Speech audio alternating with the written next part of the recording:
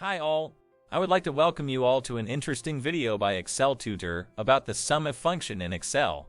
If you have watched our previous video about the sum function, you may have an understanding of what the sum function is and the different types of applications of it depending on how your data has been arranged. In case you missed it, you can watch it at the link mentioned in the description.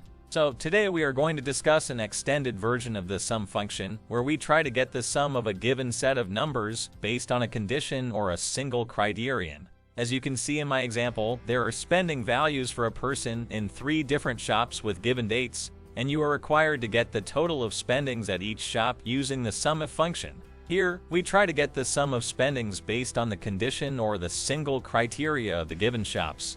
Means the sum of spendings at Great Grocery, the sum of spendings at Shoppers World, and so on. Then, to start using the SUMIF function, click on the cells where you want the result of the SUMIF function to appear. In this case, select cells age 10 to age 12. Click on the formula bar. The formula bar is located just above the spreadsheet grid. Click on it to start entering your formula. Then type SUMIF and click the Tab key. Next, you need to specify the range of cells that you want to evaluate based on your criteria. Select the range where the criteria will be applied. In our example, it is the shop name column, and hence select it and lock the cell reference by adding a $sign.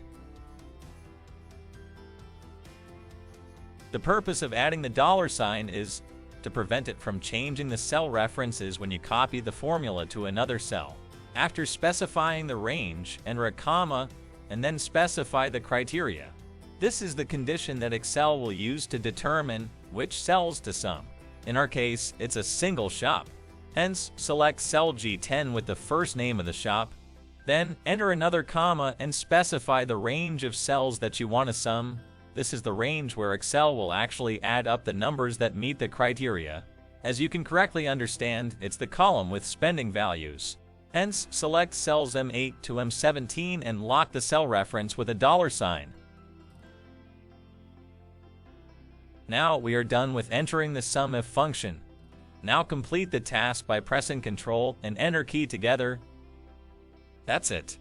You have just entered the SUMIF function to find shop-wise spending. Great job! I hope you enjoyed the video. Please leave a comment on this video and hit a like as well. For more updates, please subscribe to us and share this video with your friends. We will meet again with another interesting video. Thanks for watching. Bye-bye.